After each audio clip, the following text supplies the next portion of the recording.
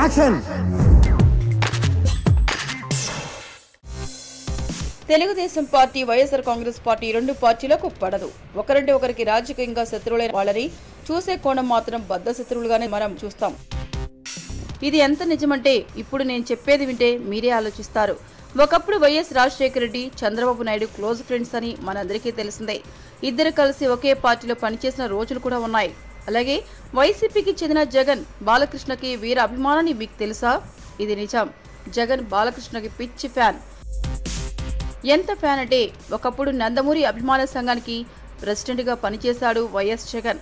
జగన్ నిర్మాతగా మారి బాలకృష్ణతో 2003లో సినిమా చేయాలనుకున్నాడు. కానీ రాజకీయంగా వైఎస్ రాజశేఖర రెడ్డి, చంద్రబాబు నాయుడు శత్రువులు కావడంతో ఆ సినిమా పట్టాలు ఎక్కలేదు. కానీ వైఎస్ జగన్ తన అభిమానాన్ని ఇంకోలా చాటుకున్నాడట. బాలకృష్ణ వ్యక్తులను కాల్చిన కేసులో పోలీసులు కేసు రిజిస్టర్ చేశారు. ఈ న్యూస్ వినగానే జగన్ అప్సెట్ అయ్యాడంట.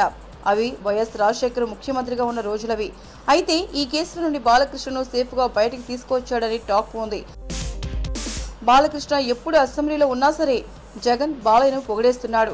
బాలయ్య ఎవరిని తిట్టడు, ఎవరి మీద విమర్శలు చేయడు అని టీడీపీ ఎమ్మెల్యే కదలి బాబురావుతో అన్నాడట జగన్.